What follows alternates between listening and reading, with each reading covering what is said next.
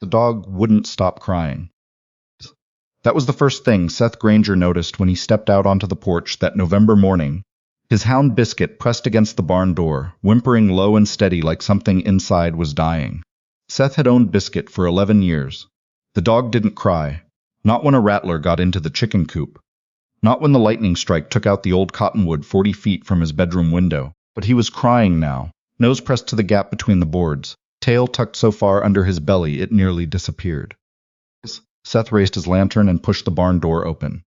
The woman inside didn't move when the light hit her.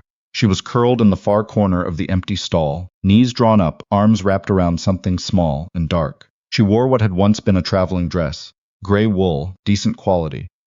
But the hem was shredded at the bottom, and the left sleeve had been torn away entirely and tied around her forearm in a makeshift bandage gone dark with dried blood.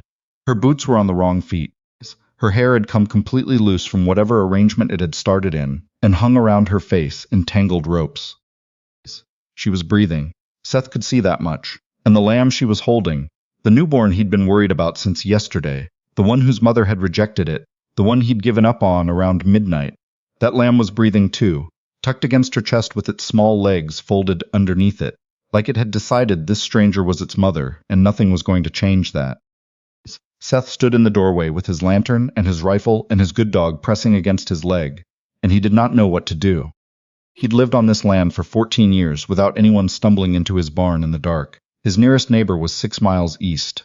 The town of Garnet, such as it was, sat 12 miles south along a road that turned to mud soup every November without fail. There was no reason for a woman to be here. No good reason, anyway. The lamb bleated. The woman's eyes opened. They were brown, dark, and direct, and they found him without any of the confusion or panic he might have expected. She looked at him the way a person looks at a problem they've already decided how to solve. "The lamb needs colostrum," she said. Her voice was rough, like she hadn't used it in days. "You have any goats on this property?" Seth stared at her. "Who are you?" "Someone who's been keeping that animal alive for the past 4 hours." She sat up slowly, adjusting her grip on the lamb, who made a sound of protest and then settled. "Do you have goats or not?" He did. 3 of them in the smaller pen off the south side of the barn. Her name was Wren Alcott. She told him that later, after he'd brought her into the house and put coffee on the stove and watched her feed the lamb with a cloth dipped in fresh goat milk while sitting at his kitchen table, like she'd been doing it her whole life. She was 26 years old. She'd been walking since the previous morning, 18 miles by her own reckoning, through cold that had dropped below freezing by sundown. She didn't volunteer anything else, and Seth didn't ask. He'd learned a long time ago that people in bad situations talked when they were ready, and not a minute before. He gave her the spare room off the hallway, the one with the quilt his mother had made and the window that stuck in cold weather.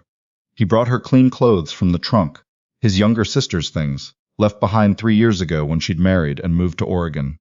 He set a plate of cold biscuits and salt pork outside the door and went to bed. In the morning, she was already in the barn. She'd mucked out 2 stalls, reorganized the feed shelf, and identified a problem with the water trough drain that Seth had been ignoring since August. The lamb was asleep in a nest she'd built from old burlap, warm and fed and alive in a way it absolutely should not have been. Seth stood in the barn doorway again. Different light this time, gray November morning instead of lantern glow, and watched her work. Biscuit was beside her, tail moving back and forth, which was a vote of confidence Seth had learned to take seriously. "You don't have to do that," he said. "I know." Wren didn't look up from where she was checking the hoof of his bay mare.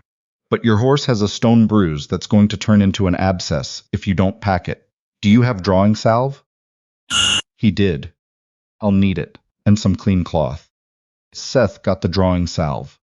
She stayed, not because he asked her to, not because she had nowhere else to go, though it became clear, gradually, that the second part was true, but because the work needed doing and she could do it.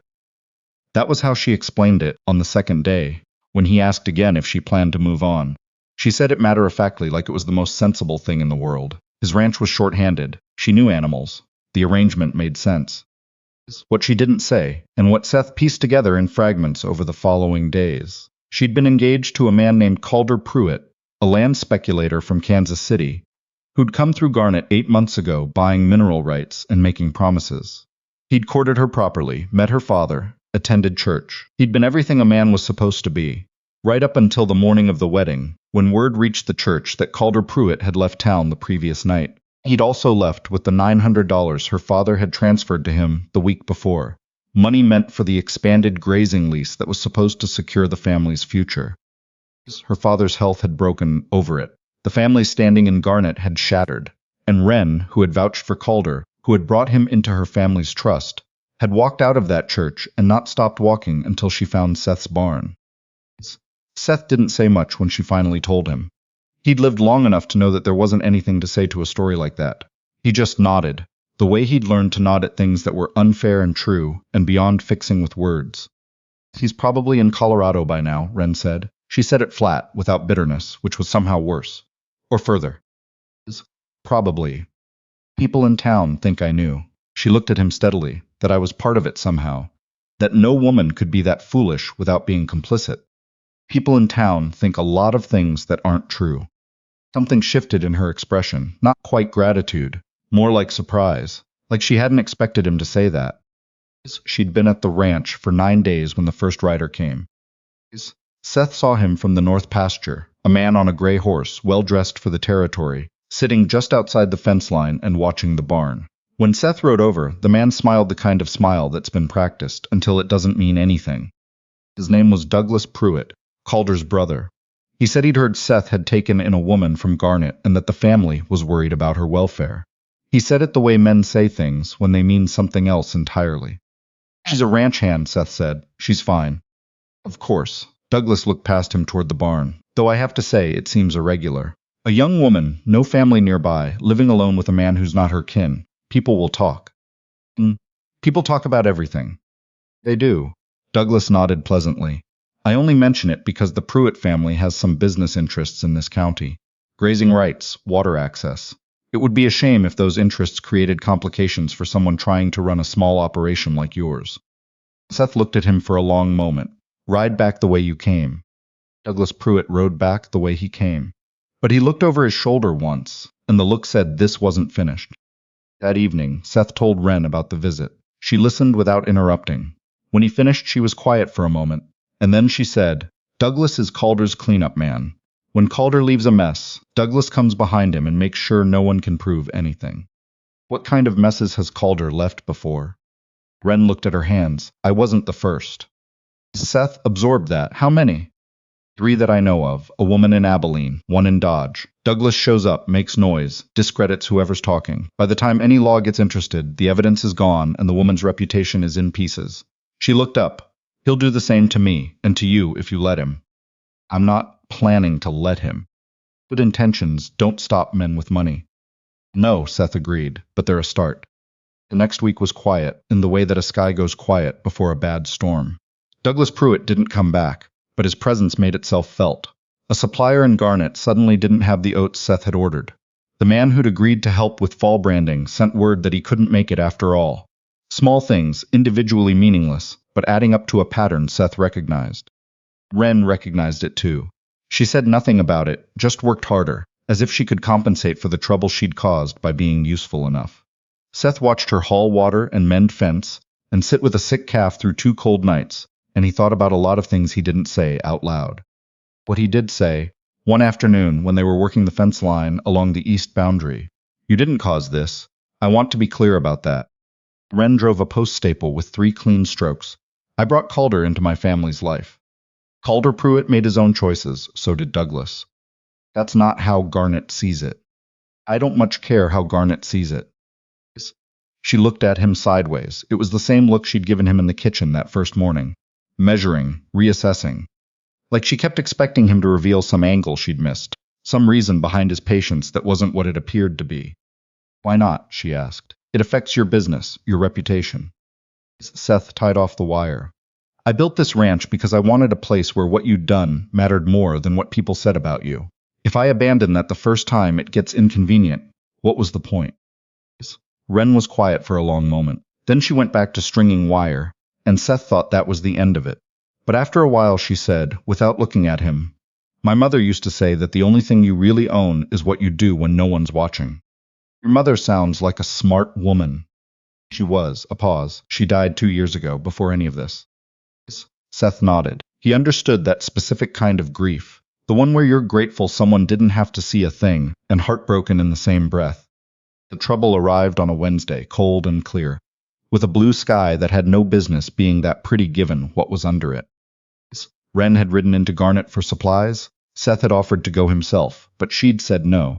Said she wouldn't spend the rest of her life avoiding a town because a man had ruined her name there. He'd given her the buckboard and the steadiest horse and watched her go with a feeling he couldn't quite name. She came back 3 hours later without the supplies. Her face was composed in a way that meant she was holding something back by sheer force of will. Douglas Pruitt had been in town. He'd shown the storekeeper a document.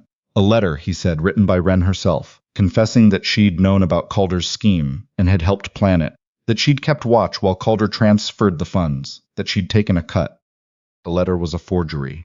They both knew that, but the storekeeper had believed it or had found it more convenient to believe it. 3 other merchants had heard the story before noon. He's moving fast, Wren said. She sat at the kitchen table with her hands flat on the wood, very still. That means he's scared of something. Scared of what? I don't know yet. She looked up. But Douglas doesn't forge documents unless he's trying to get ahead of something real. Seth thought about that. The woman in Abilene. Do you know her name? Wren looked at him carefully. Why? It's because Douglas's pattern only works if each woman stays isolated. If there's a pattern, documented, with witnesses, that's a different matter. Something changed in Wren's face. The held-back thing she'd been containing shifted and reshaped into something harder and more purposeful. Her name was Della Marsh. She married a man named Foster, moved to a town called Crisfield. I wrote to her once, after I started to suspect Calder wasn't what he seemed. She wrote back. A pause. She said she had documents, things Douglas missed when he came through. Seth was already reaching for paper. Then we write to her. The letter went out that evening, with a rider Seth paid himself. While they waited, things in Garnet continued to deteriorate in the way that deliberate reputational destruction always does. Steadily, with the momentum of a landslide. 2 ranching families, who'd been neighborly with Seth, stopped coming by. The preacher's wife, who had previously greeted Wren, pleasantly enough, crossed the street rather than pass her on the boardwalk. Wren absorbed it the way she absorbed most things, quietly, without complaint, with an anger that burned controlled and hot rather than wild. Seth saw it in the set of her jaw and the way she worked when she was upset, faster, more precise, like she could outpace the injustice if she just kept her hands moving. He'd found a good hand in her. More than that, though he didn't examine it too closely yet. She had a sense for sick animals that went beyond training. Something intuitive, almost physical, the way she'd press her palm against a flank and go still for a moment before she spoke. 3 times in the weeks since she'd arrived, she'd identified something wrong before any obvious symptom appeared. The bay mare's stone bruise, a heifer in the early stages of milk fever, a wasting sickness in 2 of the younger calves that turned out to be bad water from the North Trough, contaminated by runoff from an old storage pit Seth hadn't thought about in years. She'd made him drain it and dig it out and pack it with clean clay. He'd done it without argument because she'd been right about everything else. One of the older ranch hands, a man called Breyer, who'd been with Seth for 6 years, watched her work one afternoon and said afterward, quiet and private, "Where'd she learn all that?" "Her family ran sheep," Seth said, "and she's got a gift." Breyer thought about that. Good thing she landed here then. Della Marsh's reply came 11 days later. It was 4 pages long. It included copies of 2 bank documents that showed a pattern of transfers matching exactly what Calder had done in Garnet. The same amount, the same timing, the same false promises about mineral leases. It also included a signed statement from a man in Abilene who'd witnessed Douglas Pruitt paying the woman who'd later given false testimony against Della. Wren read the letter at the kitchen table. Seth sat across from her and watched her hands shake, just slightly, just once, before she steadied them. "This is enough," she said. To do what? To take to a federal land agent. Calder's scheme involved fraudulent mineral rights claims, which is federal jurisdiction. Douglas's witness tampering crosses the same line. She looked up. If we can get this in front of the right person before Douglas hears what we're doing, we have a real case. The land agent in this district is named Ashford. He works out of the regional office 2 days' ride north. Wren folded Della's letter carefully. Then we should go. They left before dawn, Wren and Seth, with the documents and Della's letter and 2 days of provisions. Breyer stayed behind to run the ranch. The ride north was cold and mostly silent in the way that rides with a purpose tend to be. There was enough to think about without filling the air with words. On the first night, camped in a draw with a small fire, and the horses hobbled nearby, Wren said, "You don't have to be part of this. The risk is yours as much as mine now, and you didn't ask for it." "I was part of it when Douglas rode up to my fence line," Seth said. "That was his choice, not yours." "Seth, I know what I'm doing, Wren." She looked at the fire for a while. "I trusted someone's word completely once, and it cost my family everything. I don't know how to do this." She gestured vaguely between them, and Seth understood she meant more than the ride north. "I don't know how to take someone's help without waiting for the part where it becomes something else." "That part isn't coming," Seth said. "You can't know that." "No," he agreed, "but I can tell you what I actually am, which is a man who needs good help on his ranch, and who doesn't like to see people destroyed by liars. That's the whole of it. There's nothing underneath waiting to surprise you." Wren looked at him for a long moment. The fire popped. Somewhere in the dark, one of the horses shifted. "All right," she said finally, quietly. They reached the regional office on the afternoon of the second day. Land Agent Ashford was a compact man with a careful mind, and the look of someone who'd been lied to by optimistic people for so long that he'd developed a professional skepticism for anything that sounded too simple. He listened to Seth and Wren for 40 minutes without interrupting. He read Della's letter twice. He studied the bank documents for a long time. Then he said, "I've had 3 complaints about Calder Pruitt in the past 2 years. Nothing actionable until now." He looked at Wren. "You're willing to make a formal statement?" "Yes." "It'll make you a target." "I already am one." Wren met his eyes steadily. "The difference is that now I'd like to be a target who's doing something." Ashford almost smiled. He reached for a blank form. What happened next took 6 weeks, and most of it was unglamorous. Statements and counterstatements. A deposition from Della Marsh conducted by post. 2 investigators arriving at Seth's ranch on a Tuesday morning and going through the records Wren had organized with a thoroughness that would have been impressive under any other circumstances. Douglas Pruitt hired lawyers. The lawyers made arguments. Ashford's office made counter-arguments backed by federal authority, which was heavier than anything Douglas could assemble locally. Calder Pruitt was located in Colorado, as Wren had predicted. He was arrested on a Tuesday in late December in a boarding house in a town called Mineral Springs, while apparently planning his next investment venture. He did not look like a man who'd expected consequences. Douglas's case took longer. The witness tampering charge was harder to prove than the fraud, and Douglas was smarter than his brother about keeping his name off things. But the man from Abilene, the witness who'd seen Douglas pay for false testimony against Della, held firm under pressure. He was a retired schoolteacher named Burwell, who had, he said, been waiting for 2 years for someone to ask him the right question. The day the charges were confirmed, Seth was mending a gate hinge and Wren was in the barn with a mare who'd been struggling through a slow labor. He heard her voice first, low and steady, the particular cadence she used with frightened animals. Then the sound of a foal hitting clean straw, then silence, then Wren's exhale, long and releasing. Seth put down the hinge and walked to the barn door. The foal was up already, wobbling on legs that hadn't quite learned what they were for yet, and the mare was turning to find it, and Wren was sitting back on her heels in the straw, with her hands on her knees, watching. She looked tired. She looked also like someone who'd set something down that she'd been carrying too long. Seth sat down on a hay bale, and they both watched the foal figure out its feet in silence for a while. "My father wrote," Wren said eventually. "What did he say?" "That Calder's arrest is in the Garnet paper, that people are starting to understand what actually happened." A pause. "He said the storekeeper came to the house to apologize." Another pause. He cried, "The storekeeper." "Good. Good," Wren agreed. More silence. The foal had found the mare and was nursing, tail whipping back and forth with a satisfaction that was almost indignant, as if it had known all along things would work out, and was irritated it had taken this long. "I keep thinking about what I'm going to do," Wren said. "Now that this part is over. Whether to go back to Garnet, help my father rebuild, start somewhere new." She looked at the mare and foal without looking at Seth. "I've been trying to figure out what the right thing is." Seth was quiet for a moment, then he said carefully, "I could use a good hand through spring calving, permanent position, equal wages to Breyer." Wren turned to look at him. "That's not an answer to what I just said." "No," he agreed. "It's a different offer. You can do whatever the right thing is, and still take the position if you want it." She studied his face the way she studied animals. not looking for what she hoped to see, but for what was actually there.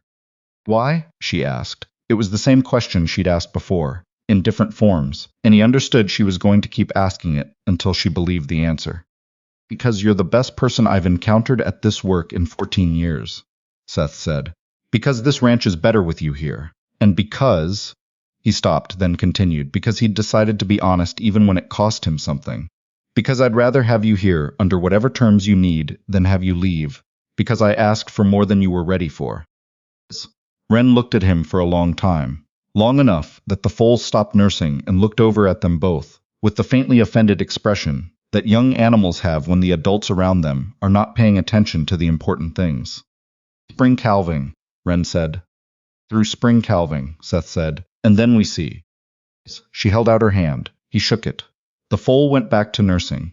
Outside, the November sky was doing something complicated with the afternoon light, throwing long gold shadows across the frost on the grass, the kind of light that makes a piece of land look like something worth fighting for.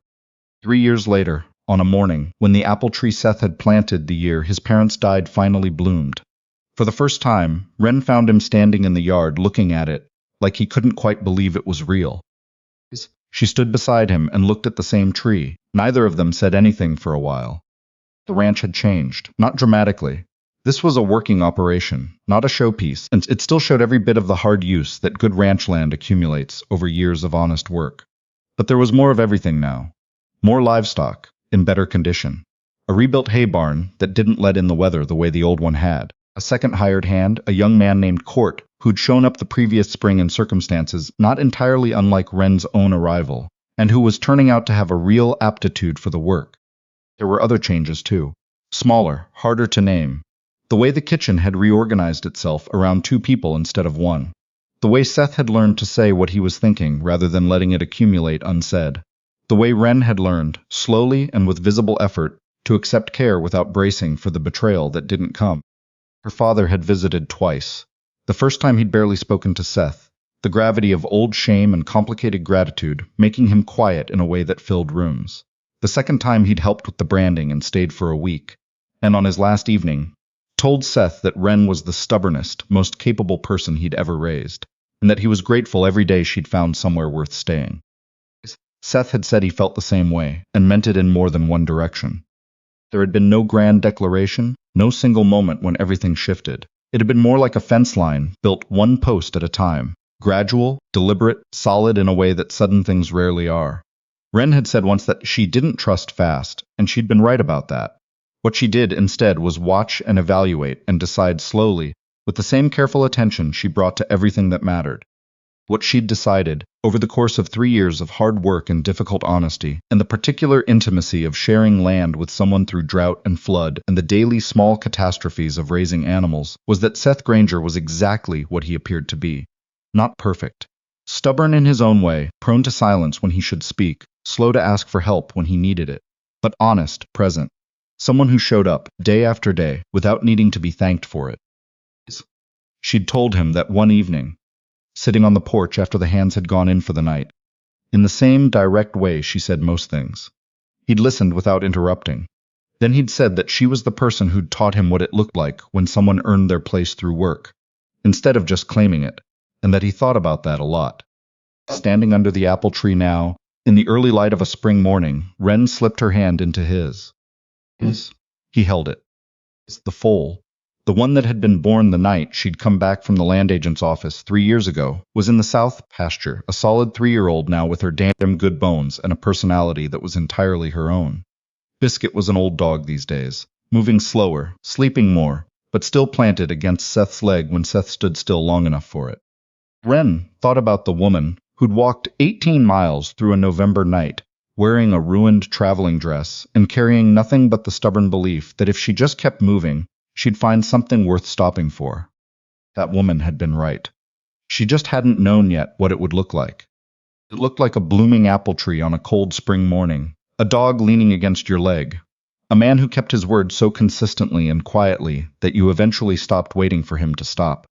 It looked like home, not the one you were born into, but the one you built from scratch, with your own hands, one honest day at a time. I keep coming back to the image of Wren walking 18 miles through a November night with nowhere to go and nothing left to her name. Not because it's dramatic, though it is, but because of what she did the moment she stopped walking. She didn't collapse. She picked up a dying lamb and kept it alive until morning. That's the part that stays with me. There's a kind of person who, when everything falls apart, still finds the nearest thing that needs tending and tends to it. I don't think that instinct comes from nowhere. I think it's built, quietly, over years of choosing to do the right thing, even when no one is watching and nothing is guaranteed. Wren had that. She'd developed it so deeply that it operated on its own, even at the bottom of the worst night of her life. That's what real character looks like. Not what you do when things are easy, but what you reach for when you have nothing left to give. What happened to her wasn't fair. Calder Pruitt was a careful, practiced liar, and the fact that Wren trusted him doesn't make her foolish. It makes her human. The town of Garnet made her pay for someone else's crime, which is the oldest and ugliest kind of injustice there is. Punishing the person who was hurt because it's easier than admitting that sometimes good people get deceived by bad ones. I've seen that pattern repeat too many times to call it unusual. But here's what I've also seen. The people who survive that kind of thing really survive it, not just endure it, tend to share something with Wren. They don't stop thinking clearly when they're in pain. When Douglas started forging documents and poisoning the town against her, Wren didn't panic and she didn't freeze.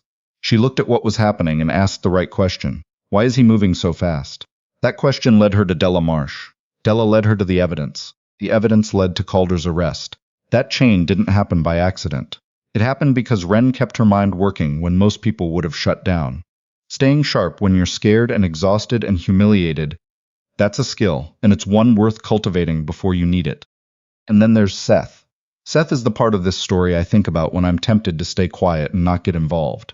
He had every practical reason to turn Wren away. It would have cost him nothing. Instead, he shook the hand of someone Douglas Pruitt had declared untouchable and said, in effect, that's not how we do things here. He paid a price for it. Lost business, lost goodwill, a threat against his grazing rights. He paid it anyway, not because he was fearless, but because he'd decided what kind of man he wanted to be. And he wasn't willing to renegotiate that just because it got inconvenient.